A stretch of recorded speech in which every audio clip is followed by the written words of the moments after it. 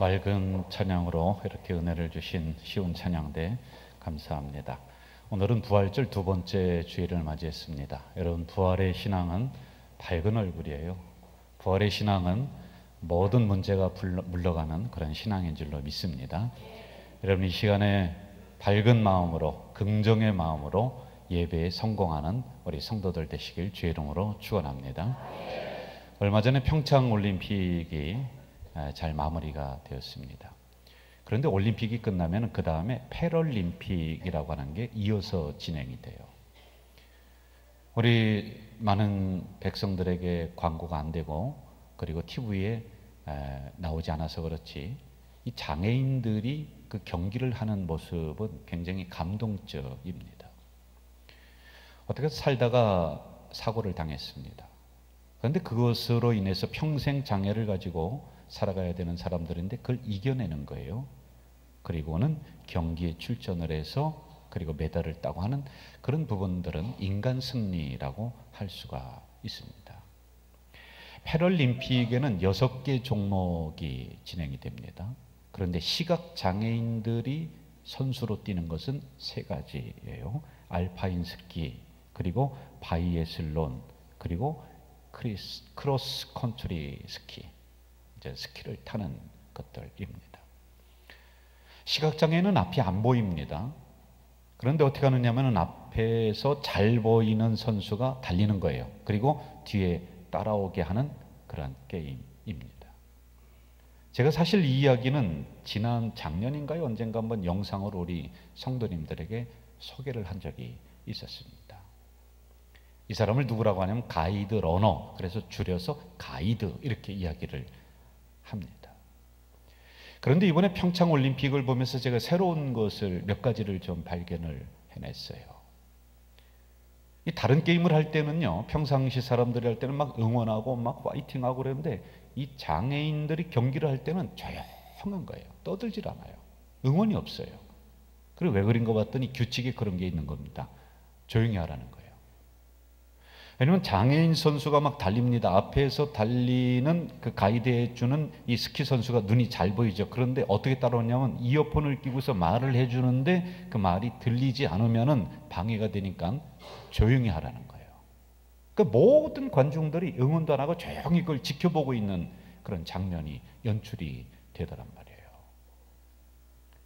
그리고 또 몇 가지 규칙이 있는데, 이 잘 달리는 선수가 앞에 있는 선수가 너무 멀리 가도 안 돼요. 일정한 거리를 유지해 가야지만이 돼요. 너무 가까이 있으면 속도를 못 내는 거예요. 이게 멀리 떨어지면 실격 처리가 되는 겁니다. 자기는 잘 보인다고 앞에 막 나서고 하면 안 되는 거예요. 알맞은 거리에서 뒤에 안 보이는 선수가 스키를 막 타면서 내려오도록 이 말로 이어폰을 끼고서 야 지금 엎드려, 그리고 왼쪽으로 오른쪽으로 이렇게 하면서 이걸 잘 인도를 해야 되는 그런 역할인 거죠. 그리고 또 이런 규칙이 있습니다. 결승점에 가서는 앞에 달렸던 가이드가 길을 비켜주는 거예요. 그리고 뒤에 따라오는 눈이 안 보이는 선수가 결승점을 먼저 통과를 해야 돼요. 그렇지 않으면 이것도 실격 처리가 된다는 그런 거예요. 만약에 메달을 땄다 그러면 같이 메달을 받는 거예요. 둘이 똑같이 메달을 받는다라고 하는 이런 규칙들이 몇 가지가 제가 그걸 보면서 또 발견을 하게 되었습니다. 여러분, 제가 이 이야기를 하게 되는 이유가 있어요. 지금 이제 정기 신방 중인데 지난 한 주 동안에 한 40가정 정도 이렇게 신방을 제가 했던 것 같아요. 근데 신방을 하면서 제가 여기에서 우리 성도들을 보는 것과 그리고 삶의 현장 속에 들어가서 그분들의 이야기를 듣는 것과는 또 천지 차이인 거예요. 나는 솔직히 여러분 잘한다고 생각했거든요. 그런데 내가 전혀 몰랐던 가정의 형편들, 가정의 환경들, 자기가 가지고 있는 그 가족들이 가지고 있는 아픔들, 이걸 내놓기를 시작을 하는 거예요. 어떤 가정에 갔더니 저는 평생 듣도 보지도 못한 변명이에요. 그걸 가지고 그 젊은 청년이 막 싸워나가는, 그걸 저에게 내어놓으면서 목사님 기도해 주세요. 이게 불치병인데 계속 그걸 가지고 이겨나가는 그 과정을 저한테 털어놓는 거예요. 또 어느 가정을 갔더니 그 아들이 그 쌍둥이인데 참 어렵습니다. 그 제가 뭐 할 얘기가 없어서 좀 이상하거든요. 그런데 그분이 먼저 그 이야기를 털어내. 제 아들은 이렇습니다. 그러면서 그 집사님이 하는 이야기가 저는 몰랐습니다. 그 가정이 그런지 잘 몰랐어요. 뭐라고 하냐면 목사님 그래도 감사합니다. 그런데 그 감사합니다라고 이야기하는 그 순간에 눈가에 맺히는 그 눈물들, 제가 그거 보면서요 어떤 생각이 드느냐, 여기까지 와서 감사합니다라고 이야기하기까지에 숨겨뒀던 그 마음들이 현장에 가니까 이게 수도 없이 느껴지는 거예요. 그러면서 제가 봤던 그 평창 올림픽 이 시각장애인들이 막 그 달리는 그것을 다시 한번 보게 되었고, 그리고 그 영상이 계속 겹쳐져 오는 것입니다. 그 가정에 하나님이 내가 너희 눈이 되어줄게, 내 인생길에 내가 앞서서 행하면서 내가 잘 인도해 줄게, 내가 지치고 힘들 때 내가 너의 힘이 되어줄게 라고 하는 이 소리가 우리들에게 들리는 것 같은 거예요. 그 가정의 가이드 러너가 되어주시고 인도자 되어주시고 동행자 되어주신다라고 하는 이 생각이 계속 드는 겁니다. 가수 윤복희 권사와 윤한기 목사님, 우리 교회에 오셨던 분들입니다. 여러분들 뭐 대중적인 가수라 잘 알고 있죠. 윤복희라고 하는 이 권사님이 서울국제가요제에서 여러분이라고 하는 노래로 대상을 탄 것도 잘 압니다. 우리 교회 오셔서 뭐 간증도 하셨는데 이 간증은 안 했던 것 같아요. 여러분이라고 하는 그 노래의 가사를 보면은 이렇게 있습니다. 내가 만약 괴로울 때면 내가 위로해 줄게. 여러분 이 노래 제가 여러분에게 한번 불러드렸어요, 언젠가. 또 어두운 밤 험한 길 걸을 때 내가 너의 등불이 되리, 내가 너의 벗되리. 이게 한 6분 정도가 계속 노래가 진행이 돼요. 그런데 이게 찬송가가 아닙니다. 목사인 제가 이 노래를 들으면서요, 나도 모르게 눈물이 나는 거예요. 많은 사람들이 이 노래를 사랑하는 이유가 있습니다. 왜 그러냐면요, 이 노래 속에는 윤복희 권사의 윤한기 목사님의 그 고아들이거든요. 그분들의 삶이 그 안에 녹아져 있는 거예요. 윤복희 권사님이 결혼을 해서 이혼했습니다. 인기는 점점 떨어져 갑니다. 그래서 술로 그 인생을 파탄에 이르게 합니다. 그리고 약물 중독에 막 그렇게 그냥 험하게 살아가는 그때에 윤한기 오빠가 이 노래를 지어준 거예요. 더 힘들지? 네가 외롭고 힘들 때 사람들이 너를 떠나고 남편도 너를 떠났지만은 하나님은 너와 함께 있고 너의 친구야, 너의 빛이야, 너의 등불이야 라고 하는 이것을 이 안에 담아서 준 거예요. 그러니까 이 노래를 부르면서 윤복희 권사님이 회복이 됩니다.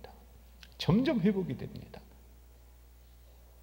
그러면서 많은 사람들에게 이 노래를 들려주면서 어떤 마음이냐 하면은 그분이 그런 얘기를 간증을 하시는 거예요.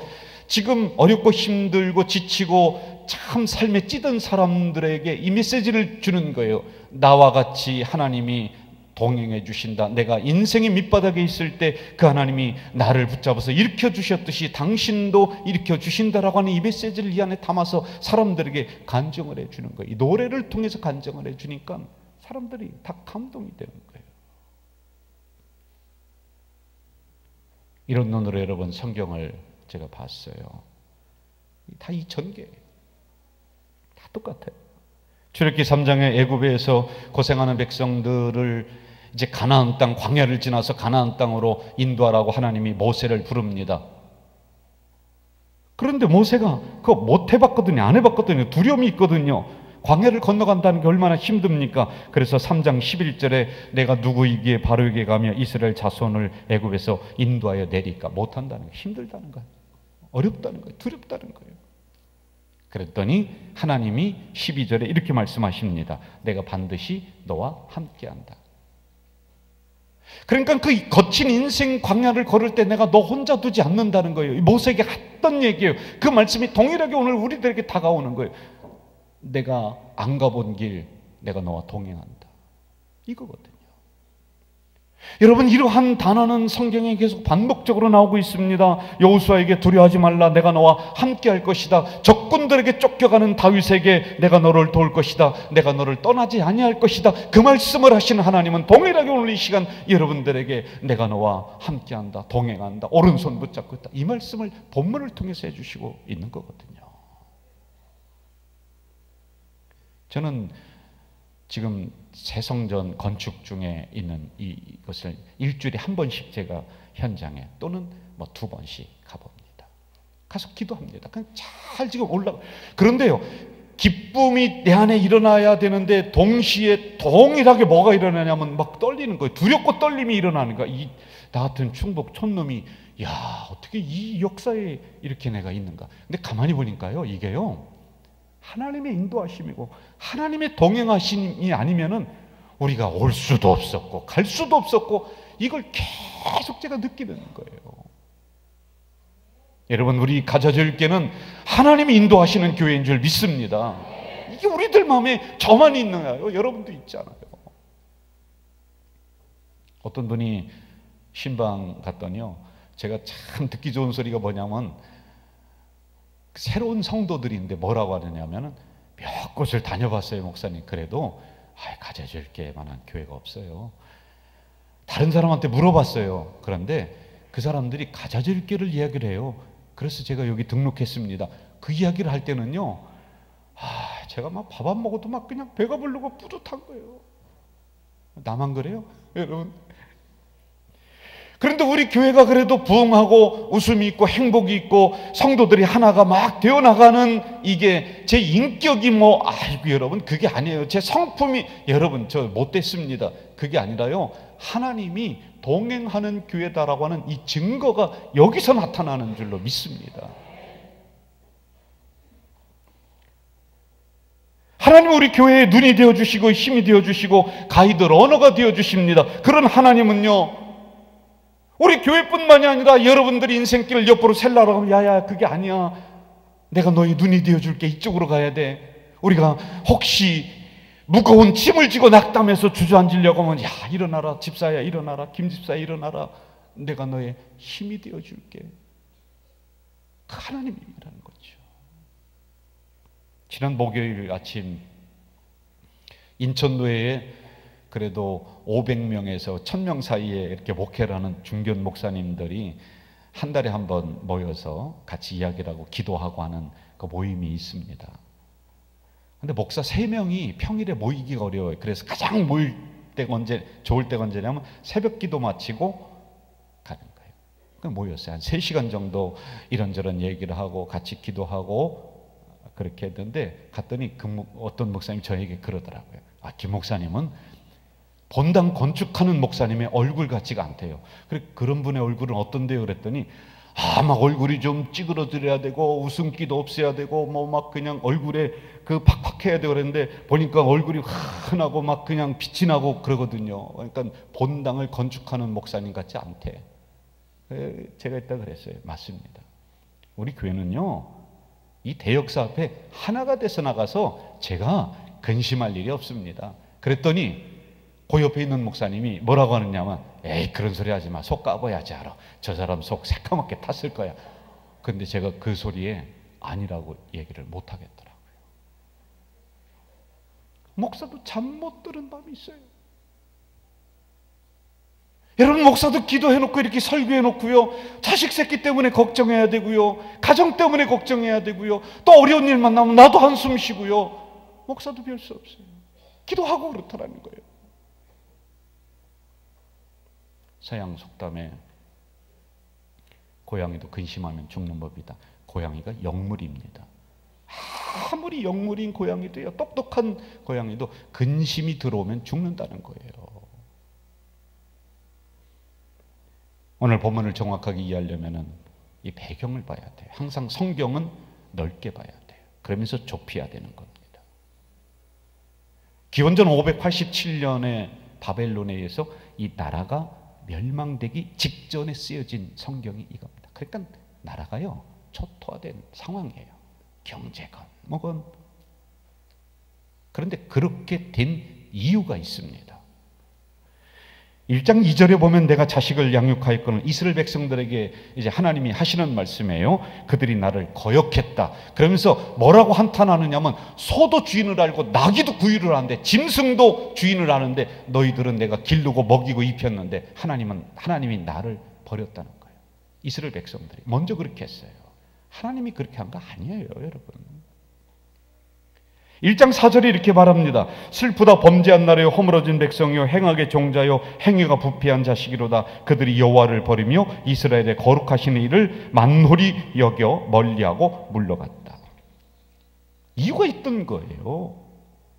백성이 흩어졌습니다. 나라가 허물어져 버렸습니다. 행악한 종자들입니다. 행위가 부패해져 버렸습니다. 그래서 이들 마음속에 지금 가지고 있는 것이 왜 이 나라가, 왜 우리 가정이, 왜 우리 형편이 이렇게 됐느냐라고 하는 이러한 근심들, 이러한 두려움들, 이러한 짐들, 이게 현실이에요. 그때 쓰여진 성경의 배경이 그래요. 여러분 이 정도 되면은 보통 하나님 믿는 사람은 주여 제가 잘못했습니다. 다시 열심히 하겠습니다. 그러면 되잖아요. 그런데 이 본문이 나온 배경에 바로 뭐가 있느냐면은 이 나라에서 정치적인 세력들, 이 하나님을 믿는 백성들이 두 부분으로 쫙 나눕니다. 한 부분에서는 한 부류는 어떻게 하느냐면 이 위기를 넘고 이걸 이기려면은 옆에 있는 아수르라고 하는 나라가 힘이 세. 그 나라와 손잡자, 동맹하자는 거거든요. 그랬더니 또 한쪽에서는 아니야. 애굽이랑 손잡자. 그러니까 이사야 선지자가 지금 뭐라고 하느냐면 그 손 놓으라는 거예요. 아수르가 너희들 살려주고 애굽이 너희들 살려주는 것이 아니라 이 손 놓고 하나님 손 잡으라고 하는 말씀이 오늘 이 말씀이에요. 하나님이 도와준다는데, 내가 너 오른손 붙잡고 있다는데 너 지금 아수르 손 잡고 애굽 손 잡고 세상 손 잡고 이거 놓고요 빨리 하나님 손 잡으라고 하는 말씀인 거예요. 이 배경에서 이 말씀이 나온 거예요.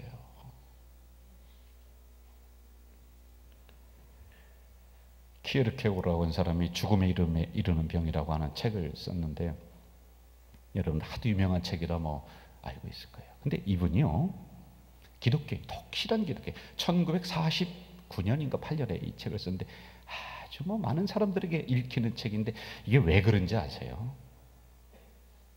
여러분과 나에게 있는 기독교인들의 내면적인 병을, 내면적인 고민을 이 책에 끄집어내, 이 책에서요.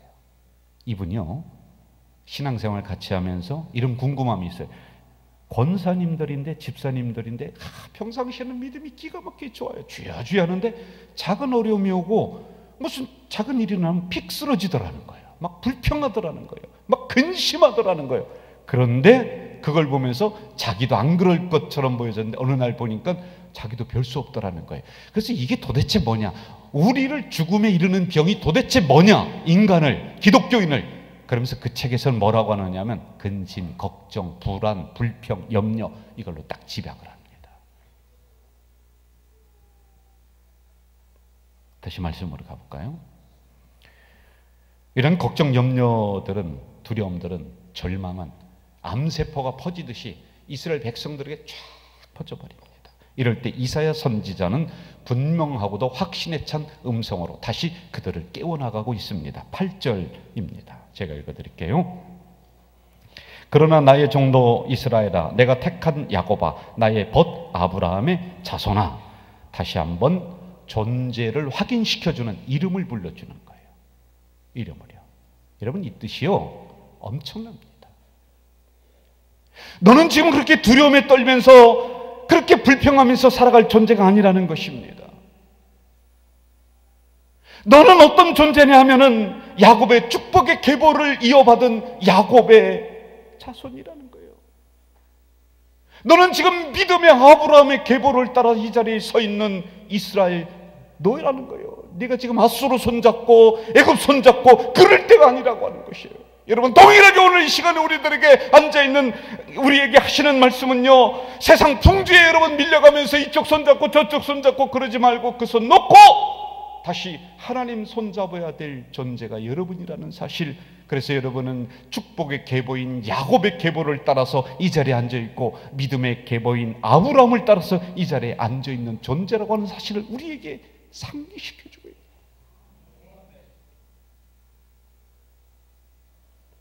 그래도 불안해하고 의심하니까 계속해서 백성들에게 확신을 넣어주는 말씀, 9절에서 땅끝에서 너를 붙든다, 내가 너를 택했다, 내가 너를 실어버리지 않는다.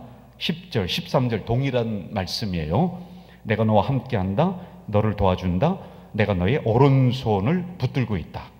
심지어는요, 내가 네 앞에 미래에 다가오는 적들을 막아주고 대신 싸워줄게, 이렇게 말해요.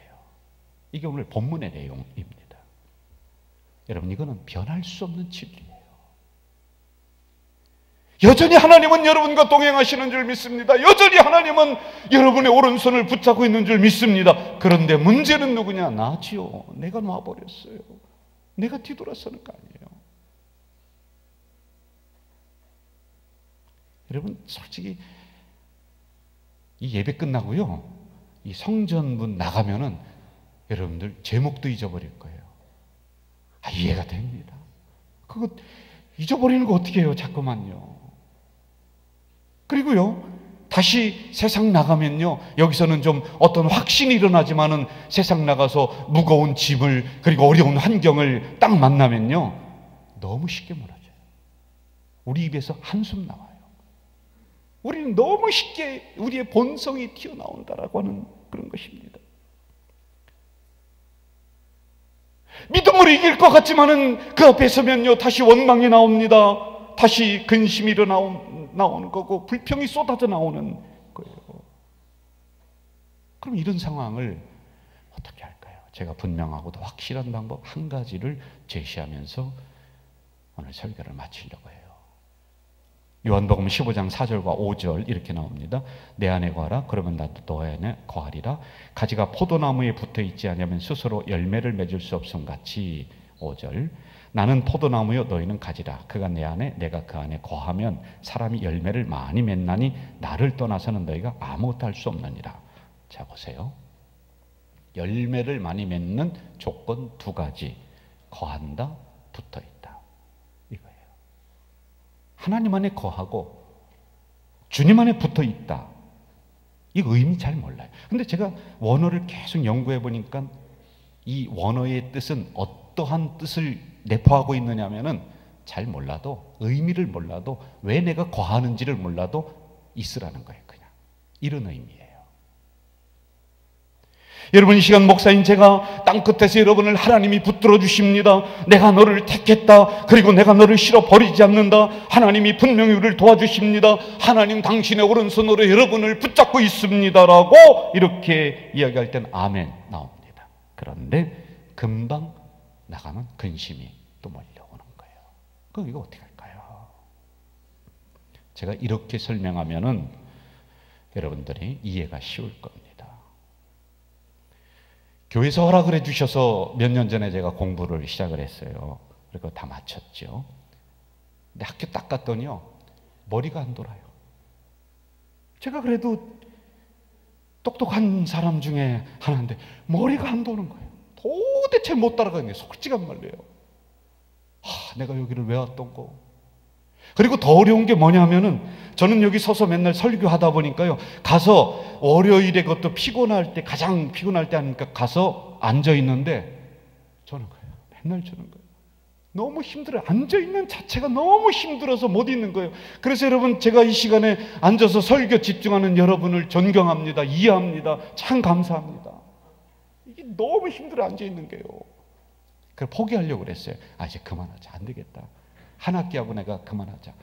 그랬더니 교수님이 있다가 뭐라고 하냐면, 김 목사님, 졸더라도 그냥 앉아 있으세요. 그냥 가만히 앉아만 있으면 돼요.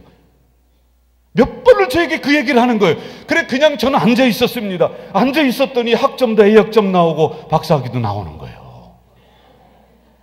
제가 한 거 별로 없어요. 그냥 앉아만 있었어요. 하나님이 누구예요? 몰라요. 예수 그리스도의 신성에 대해서 몰라요. 그분의 비하가 뭐야? 몰라요. 몰라도 그냥 앉아 있으면 돼요. 저라도 예배 잘 드리면 돼요. 여러분, 이 시간에 말씀을 받고 아멘하지만 금방 나가서 내가 근심하고 걱정하고 그게 밀려온다 할지라도 그냥 이 시간에 있으면은 하나님이 여러분에게 도와주시고 함께 해주시고 적들을 물리쳐 주시는 그 은혜가 현실적으로 일어난다는 것이에요.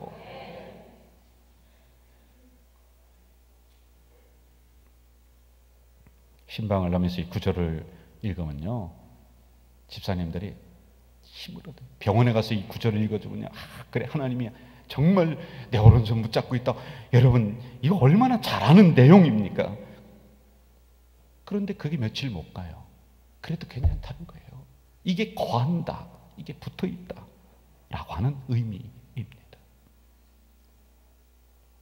저는 여러분들 가정에 하나님이 눈이 되어주실 줄로 믿습니다. 여러분들 자녀들에게 하나님이 어디로 가야 될지 몰라 방황할 때 하나님이 눈이 되어줄 줄 믿습니다. 하나님이요, 인생길이 지치고 힘들어서 주저앉을 때 내가 너의 힘이 되어줄게. 하나님이 힘이 되어주실 줄 믿습니다. 오늘 주신 말씀 다시 가슴에 가지고요, 이 한 주간 승리하는 우리 성도들 되시길 주의 이름으로 축원합니다. 하나님 아버지, 얼마나 어렵고 힘들게 우리가 살아가는지요. 믿음으로 살려고 결단하고 또 결단하지만은 이 믿음의 줄을 얼마나 쉽게 놓는지요. 그래도 여전히 내 옆에서 내가 너를 도와줄게, 내가 너의 가이드 러너가 되어줄게, 내가 너를 인도해 줄게, 한 번도 변하지 않는 그 하나님을 이 시간 찬양하오니, 하나님 손잡고 이 어렵고 힘든 세상 승리하는 우리 가자질교 성도들이 다 될 수 있도록 역사해 주시옵소서. 예수님의 이름으로 기도하옵나이다. 아멘.